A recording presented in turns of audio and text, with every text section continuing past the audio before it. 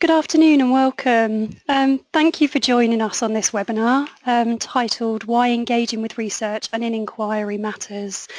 We're joined today by presenter Gareth Mills. Gareth has worked with many school leaders to develop research engagement, and today he's going to share his knowledge on how engaging with research has helped teach in schools. The aim of today's webinar is to help you as a teacher in school consider and recognise, firstly, what your alliance is already doing, and secondly, what they could be doing by providing guidance on further opportunities that are available. Gareth will talk to you for around 30 minutes, and following the presentation we'll have around 15 minutes set aside for questions. Before I start, I just wanted to familiarise you with the GoToWebinar software we're using. You may be able to see a full control panel on the right-hand side of the screen. If you can't see this full panel, then hopefully you can see the small one. To expand to the full control panel, you just need to click on the red arrow, and to close it, click on this arrow again. This control panel will be useful as it will allow you to ask questions. If you do want to ask questions throughout the webinar, you're more than welcome to do so. We will answer them as we go along if possible. Otherwise, we've got 15 minutes at the end for questions, so we can try and address as many as possible then. Just to make you aware as well, we'll also be asking you a couple of poll questions throughout the presentation, so we'd really appreciate you sort of selecting the answers and just helping us make this a bit more interactive for you. Your answers are completely anonymous, but we will share the percentages with participants as we go along. So I think that's all from me, and if you're ready, I'm going to pass over to Gareth. Well, good afternoon everybody, and thank you very much for joining us on what I'm sure has been a very busy teaching day for you. My name is Gareth Mills, and I lead up a program called Enquiring Schools here at NFER. It's basically a program where we work with schools around the country engaging with research and in inquiry, usually based on school identified issues. I should also say that NFER is a charity, and you may well know it for its test development and assessment products, but it is also a research organisation whose mission is to bring about benefits to society through the use of evidence and research. Today my talk is in three parts, and I'm going to try and cover three things for you. The first part we'll try and explore is why engaging with research and in inquiry is one of the most powerful ways for schools to bring about positive and sustained change. I'm going to move on then to talk about how whether we're a teaching school or a school you're supporting, how we're actually all on a learning journey. We're all at different stages of development, and I'm going to use that part of the talk to share with you something we developed called a self-review tool that asks how research engaged is your school. So I'll spend some time just walking through that for you, and then I'd like to finish by bringing to bear some experience. So with 5 years of working on this program with schools around the country, I'm just going to raise what I think are 3 or 4 key features that we see in those schools that seem to be successful in using research to make a difference. I thought I'd begin, however, with a quote that really resonated with me. The most valuable resource that all teachers have is each other. Without collaboration, our growth is limited to our own perspectives. And it's the limited to our own perspectives piece that really resonated with me. I was a classroom teacher for about 12 years before I got into a leadership role that gave me the privilege of actually visiting other people's classrooms in my own school, but in other schools as well. And I was reflecting on that experience, and it felt to me that I probably learned more myself in the first 6 months of doing that job than I had in the previous 12 years. And it was because of the fact that I was able to increase my own perspective in what I saw was effective teaching and learning. I would see teachers perhaps who were really asking questions that provoke deep thought in kids, giving them time and space to think and answer, and I realized that perhaps I wasn't so good at that. I suppose I was a teacher that was very much into the engaging kids through storytelling and almost entertaining them with the force of personality, but I'd see very quiet teachers whispering kids' ears and plant little seeds, and I thought, you know, that's something I don't do enough of. You'd see people deal with behaviour issues in ways that weren't part of my repertoire. Now, I think that's resonated with me because I think there's a parallel about research and engagement and the importance of actually widening our perspectives. So it's really about how we build up a worldview. For me, for example, when we try to understand something or we've got a decision to make, the more we can gather intelligence from a range of different sources, the more we're able to make sensible decisions. So beyond my own experience, it was very useful to sort of shine a light onto an issue by looking at other successful schools, things that were going on in other classrooms. Also useful sometimes to think about what data was telling us, school data or national data, and just posing questions. And of course, the obvious things to do with professional practice, years of experience, subject associations and professional bodies, that whole educational expertise perspective method. But in the last few years, I think evidence from research has really been a powerful factor on giving me a new perspective on things. I think research helps us rethink accepted practice sometimes. It sometimes asks us to challenge our existing beliefs, maybe gives us the opportunities to explore new potentials. And for this reason alone, I think engaging with research in the evidence base can be a powerful force for reflective practice. As a teaching school, I'm sure you'll be very familiar with the big six that we are having to demonstrate how we support in our planning and our activities, the 6 things that the government requires from us. I wanted to put this up because it seems to me that with research and development at the bottom, it can look like the poor relation to some of the other important functions that we have as teaching schools. But because engaging with research and inquiry is so important, for me it feels as though it almost underpins the other 5. You know, evidence from research and development should surely permeate our views of initial teacher training. What do we offer to young people who are becoming teachers? Surely that should be influenced by the evidence base. Our CPD should be influenced by what we know what works and how it works. Our school-to-school support, as we support other schools, hopefully involves best practice, sharing best practice, but also sharing what we know from evidence and research. So rather than seeing it as number 6, I see it as a way of permeating the other aspects of what it is to be a teaching school.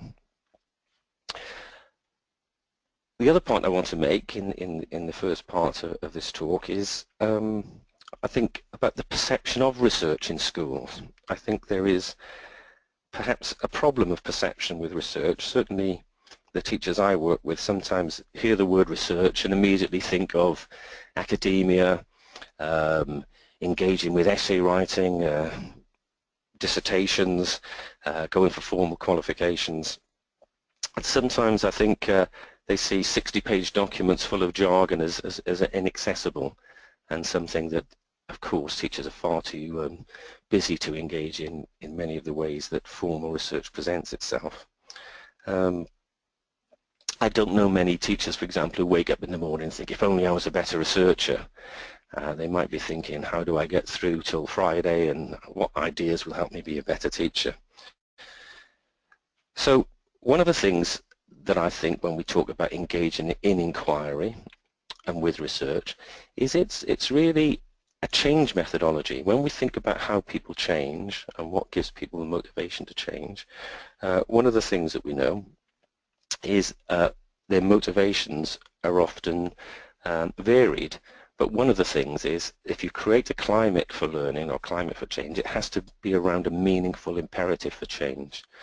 It can often feel, I think, today that there's so much to deal with in terms of top-down policy, changes in exams, in qualifications, in the national curriculum, that our agenda for change is driven elsewhere. So for me, engaging with research, but particularly doing it through collaborative inquiry, is a methodology that leads to, is one of the methodologies that can lead to effective change.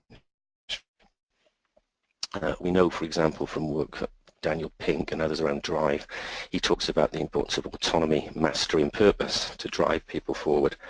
And it seems to me, if you look at autonomy, it is important that teachers are able to set some of their own priorities for change, and they don't belong on other people's agendas. It seems to me that mastery, the urge to get better at something, many teachers will be wanting to do the best for young people and reflecting on their practice. So it presses that button as well, engaging with inquiry. And finally, of course, it plugs into why many people become teachers in the first place. They really want to make a difference to young people's lives and potentially to society. That's what teaching and education is all about. So it plugs into the moral purpose of education. I think from the other side of the coin for researchers, there's an issue of this research exists, it's well done, it's peer-reviewed, it's credible. Why is it so hard to mobilize the knowledge from research in schools? And I think that's because it's not a communications issue, it's a change issue, which is why I'm so passionate about engaging in inquiry as a method for change. And I think ultimately, it's all about impact. The reason we're engaging with research, the reason we're hoping that research and evidence will shape policy, will shape practice, is because we want to bring about positive change. And whatever those learner outcomes are, whether they be raising standards or developing skills for life or developing well-being, we have some aspirations for learners that are really important. And one of the things we know from research is that the thing that has the biggest impact on learner outcomes is the quality of the learning experience, and that's influenced by the quality of teaching.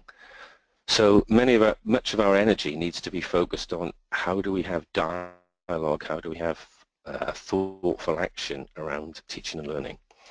And underpinning, the foundations that underpin that, we know is good leadership, leadership that creates positive climate, positive cultures for learning, the nature and quality of professional development, and the resources available to us, particularly time and people to make things happen. So for me, professional development is the key that focuses on teaching and learning. Other research tells us that the quality of the education system can't exceed the quality of its teachers and the quality of teaching and learning. And actually it's the variability of teaching and learning in classrooms that's the biggest factor that I suppose leads to differences that we see between schools. Rather than, I suppose, being engaged in as I've mentioned, changes in the system, we need to put our energies into changes in teaching and learning. This is an interesting graph I'm going to share with you that comes from the OECD, some research on what we do to improve teaching and learning, and along the bottom of the graph you can see the sorts of activities we engage in. We go to conferences, we might visit other schools, we might go on courses, read, talk, we might engage in inquiry and research. And if we look at the frequency of how we do those things, we can see that going on courses, going to conferences, talking about teaching and learning are things that we spend a lot of time doing. If we compare that with what gives us the biggest bang for our buck, what has the biggest impact, we can see that something we do very little of, which is inquiry and research, is in fact the thing that has the most influence.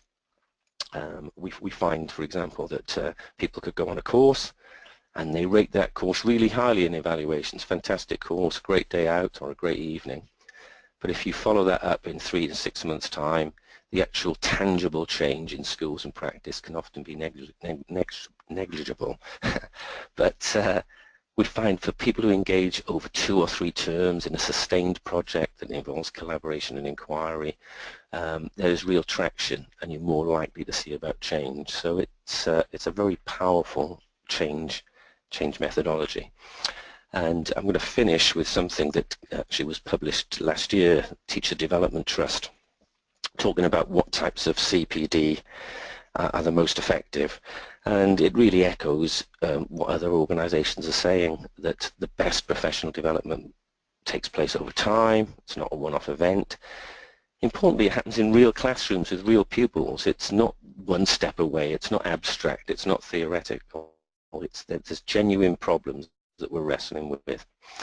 And the change methodology usually involves trying to solve the problem, trying a new idea out, but involves some collaboration, some experimentation between teachers, because it's often through that dialogue and reflection that change happens. So I'd like to see myself as an advocate of engaging with research and in inquiry as a powerful change methodology. I'm going to pause here. That's part one of what I wanted to say, because we've got our first question, and what we're hoping to do, you can type questions in or comments as we move along. You'll notice that in your box, but we also have the opportunity to engage in some short little questionnaires or a poll. And our first question is very much around, what do you feel are the main drivers of CPD in schools today? Now, we've given you 5 choices, because that's what the software will allow. You may have some other ideas. If you have some other ideas around the main drivers, please feel free to put them into the comment box. But just so that we can perhaps build a picture up of your perceptions, can you just select one of the things we have there? So is it changes in exams, assessment and national curriculum arrangements, or is it driven by developing teachers' subject expertise or pedagogic expertise? Is it by locally identified needs of pupils or a desire to do something new and innovate? Or perhaps the use of research evidence to improve teaching and learning? What do we know works? I'll give you a moment to choose something. So we're seeing people making choices on our screen, and we'll feed that back to you shortly. How are we doing? Okay, we've clicked the button. I think you should start seeing what's come in. Well, I hope that's the reason I think this is an interesting one. Is it's the changes in the infrastructure of education, in the exam system, assessments and national curriculum that seems to be driving our agenda, which clearly, when the changes exist in the system, we have to be conscious of those changes. But it's really important, we'll find as we go through this, that we balance that with genuine local priorities too. So let's see where that takes us next. The second part of my talk is really to talk about the schools we've been working with and how they've taken a learning journey. Because we're all on a learning journey. Some of us are well established and we're supporting others. Some of us are just beginning a journey of using research and evidence. And one of the things we tried to develop here at NFER is a free self-review tool that allows you to answer some questions and build a profile up of your current position. It's sort of based on a maturity model which recognizes that we're all at different stages, and you could be starting out, you could be well established. And that maturity model allows people to ask questions around, so where are we now? Where do we want to get to? And what sort of steps can we take to get there? Some fairly obvious questions. It's a free online tool. I'm going to walk through 3 or 4 slides just to give you a flavor of how the thing works. You can use your phone, you can use a tablet, you can use a PC. You can do it just informally, spend about 5 or 10 minutes yourself, or you can log in as a school. And if you log in as a school, the benefit is it will track and keep a record of your development as a school, so you can potentially timestamp things to say this is what we looked like in 2004, this is what it looks like in 2016, so you can begin to see progress. So there's 2 ways in, and basically that's 3 key areas of around 8 statements.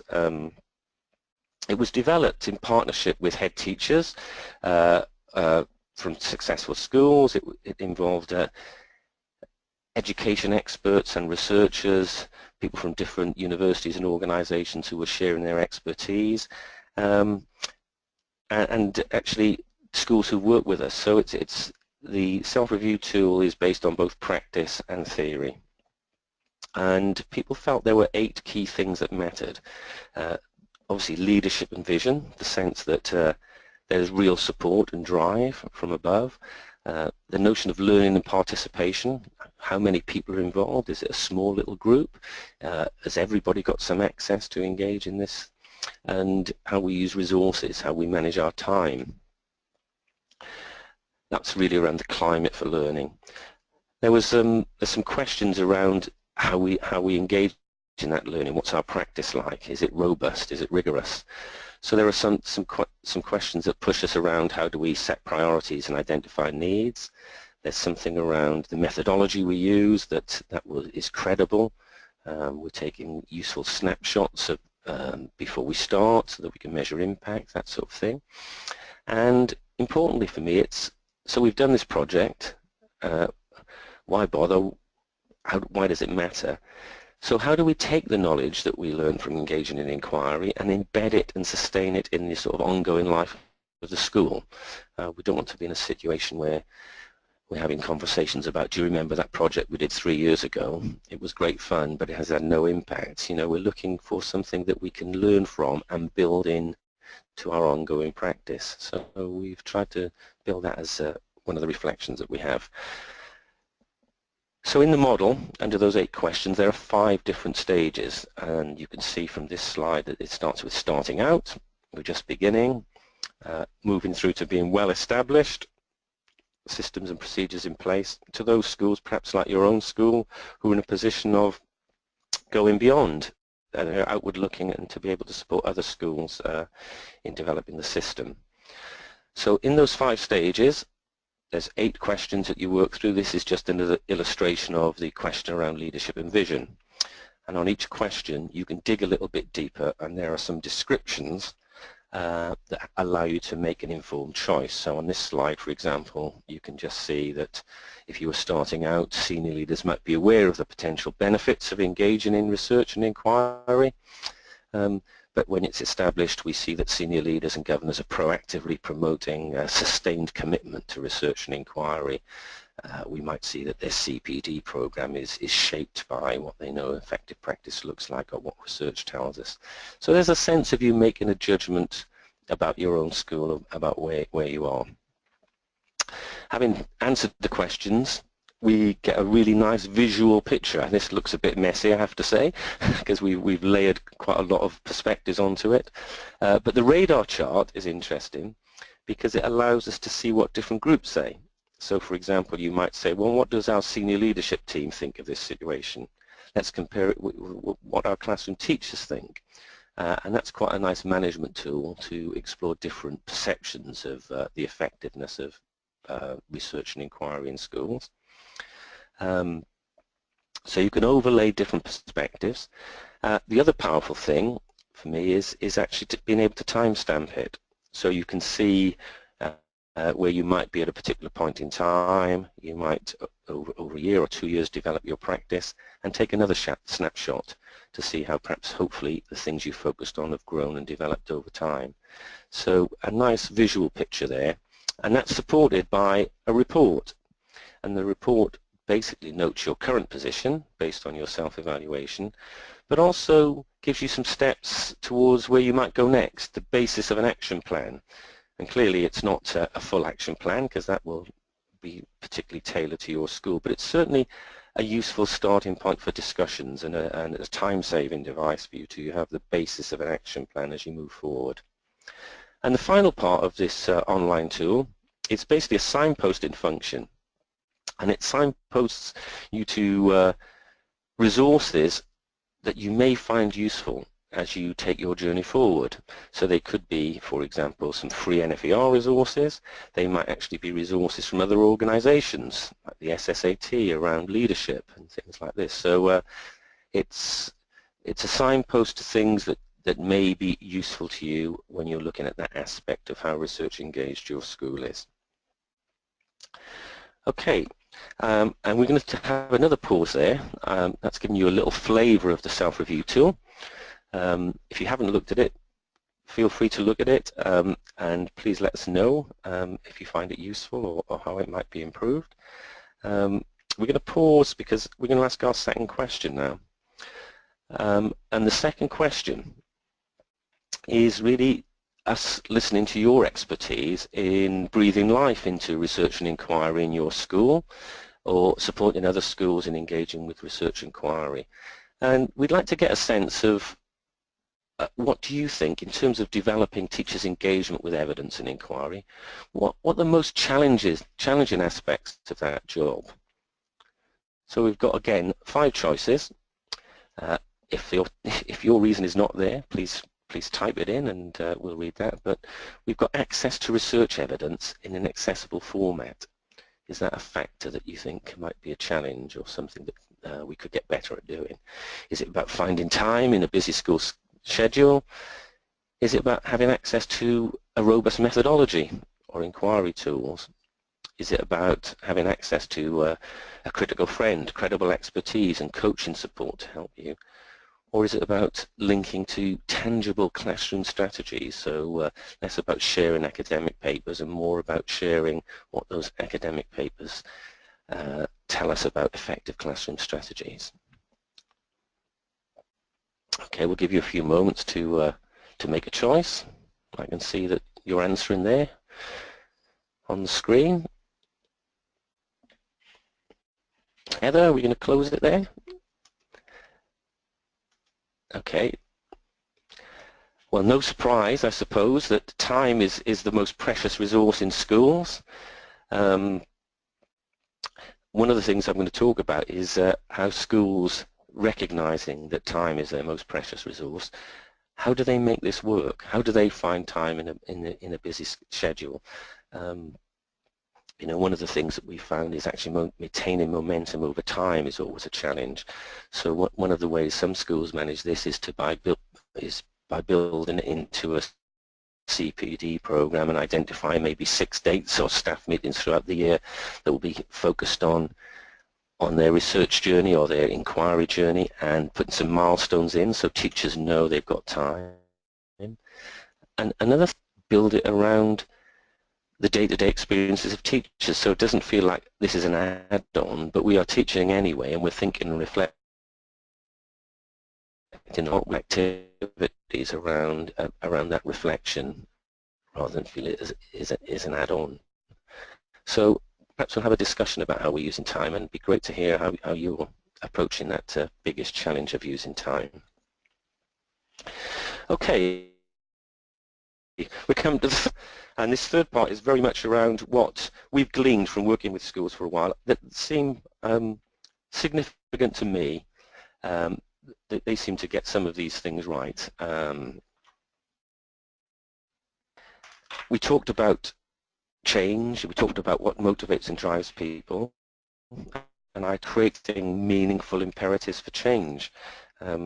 Sometimes when you're working with schools, someone will say, oh God, I dread my head teacher going out on a course, because when they come back we'll have a new thing that we have to implement, because it's not an issue of what are the bright ideas we can do, but how do we choose the 2 or 3 things that really matter in our school. So when there's really good systems of setting priorities that create a meaningful collective imperative for change that seems to matter, and that often begins with a genuine identification of the needs of pupils. So rather than necessarily starting with, I've got a bright idea, or what are we going to do with our iPads, or whatever seems to be the pressure in the system, what are our learners like? What are their strengths and weaknesses? You know, for example, working with schools and thinking about their learners, some of the examples that pop into my head are schools that say, well, actually, our learners are pretty good at collaborating, they're pretty good at sharing, but they're not particularly good at persisting and sticking with things. Getting them to amend and modify their work is often a challenge. So identifying something like that becomes a really tangible hook for teachers to think this might well be worthwhile, because it's based on a genuine need we've identified with pupils. And almost equally important is the needs of teachers, where they're beginning to think about, well, I have got a pedagogic repertoire, I'm pretty confident what I do is good, but I'd like to extend that repertoire, I'd like to get better at an aspect of my teaching. So making sure teachers are setting their agenda matters. And I suppose the third thing is, if time is the most precious resource in schools, how can we make sure that we're spending our time wisely? How can we make sure that the activities we're doing are likely to give us the biggest bang for our buck? And that's where evidence matters. So ideally, we're trying to get into this zone where these things come together and we can tick something around pupil needs, teacher needs, and there's strong evidence and of impact. So that's a really powerful factor, setting your priorities. The second thing is having a robust methodology.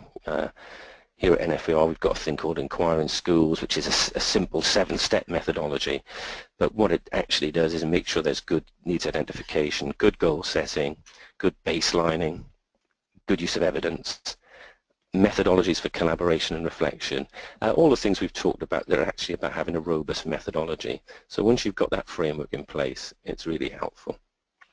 Having some practical help matters, some either coaching or some access to some resource. One of the things we've got here are some very useful how-to guides, how to set up focus groups, how to set up a questionnaire, those sorts of things. So practical help matters. And building bridges to sources of reliable evidence.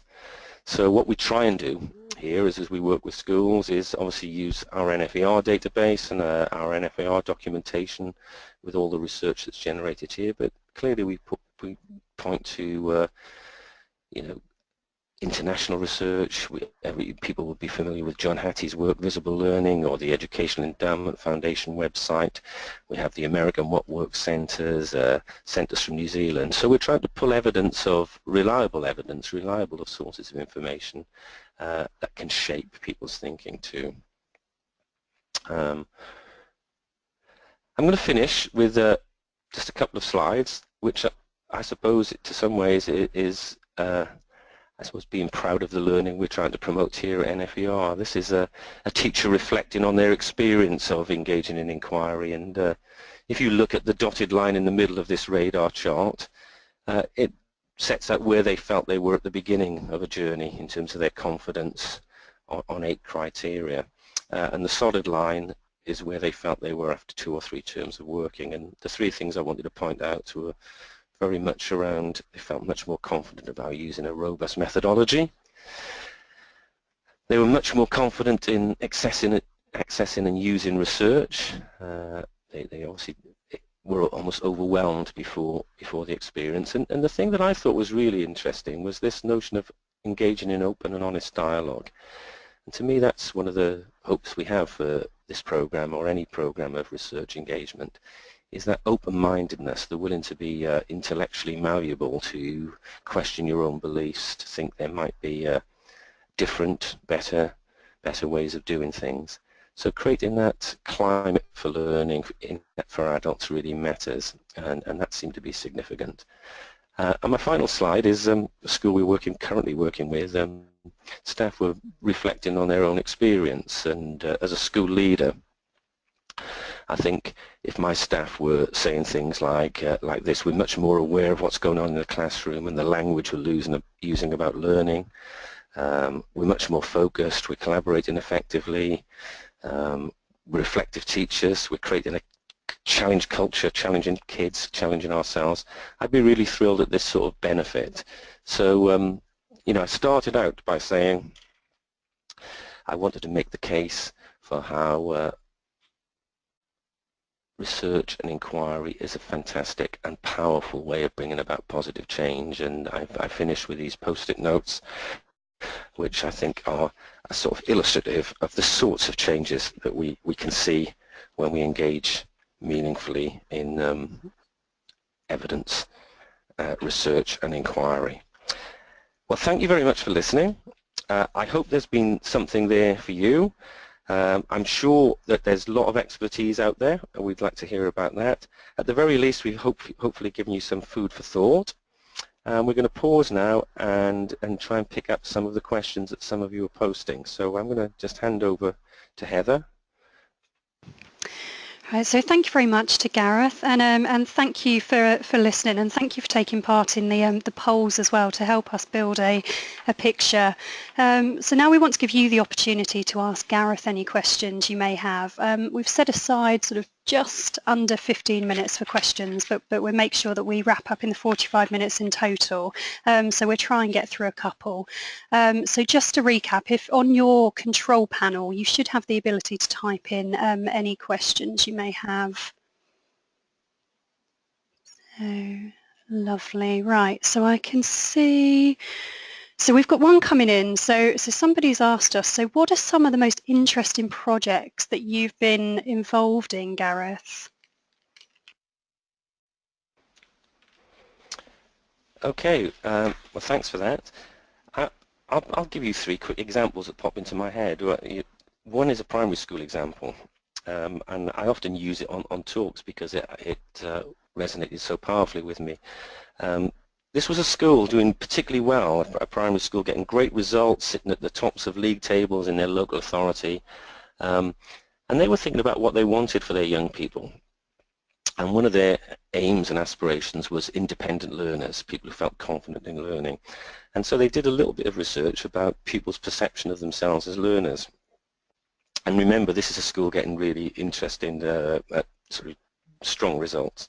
And by inviting kids to carry out some learning logs and asking them questions about what it is to be a learner, the types of things that came up really surprised them. They had statements like, oh, being a good learner is sitting quietly, ears listening, hands in laps, arms folded, as quiet as a mouse. These were the sorts of things that these 5- and 6-year-olds were writing about what they saw as good learning. And this came as a real surprise to the school because their results were so good. But they also realized that somehow a culture of learning had become a very passive, not a challenging experience. So their project was very much around making the language of learning visible in their classroom. What is it to be a learner? What is it to challenge yourself? What is it to find things out? What is it to generate new ideas? And so they came up with a whole raft of language. So when they were doing a topic, as well as having the topic language or vocabulary, they had the language of learning as well. And over a period of about 2 or 3 terms, the whole dynamic about what it is to be a learner shifted. So kids' view of themselves as learners shifted. You know, that was very powerful. I think that people's learning went from passive to active learning. One of the secondary schools we were working with recently, again a high achieving secondary school, was concerned about motivation of middle attaining pupils, and they were particularly looking at their reward system and their sanction system and things like house points and detentions, those sorts of things. And was it working? Was it helping? Was it contributing anything? By asking kids what they thought about the system, they found out that actually being recognized as a good learner, being noticed for good learning, was far more effective than any of the sanctions available. So in fact, when they actually looked at what was going on, they found they were using sanctions far more than they were using house points and positive feedback.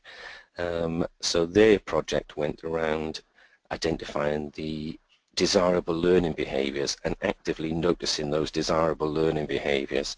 And they felt that feedback on what it was to be a learner was doing much more about developing growth mindsets and attitudes to learning, being noticed and affirmed as a learner, than any of their other systems in place to support pupils. So that was a very interesting one.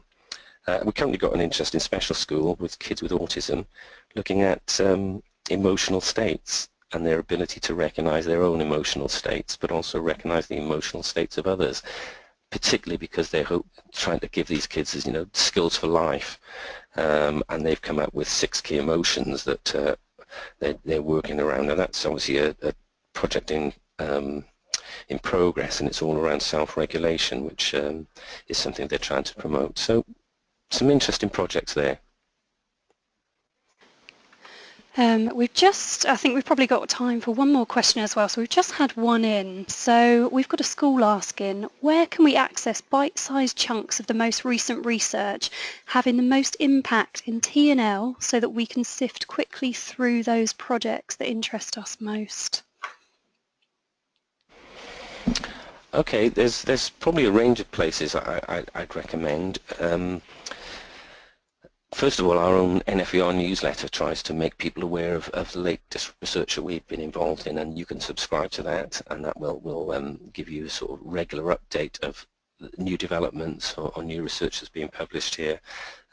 I'm sure you are aware of it, but I think the Education Endowment Fund Teachers Toolkit website is a really useful source for I suppose potted descriptions of what some of the high impact strategies are.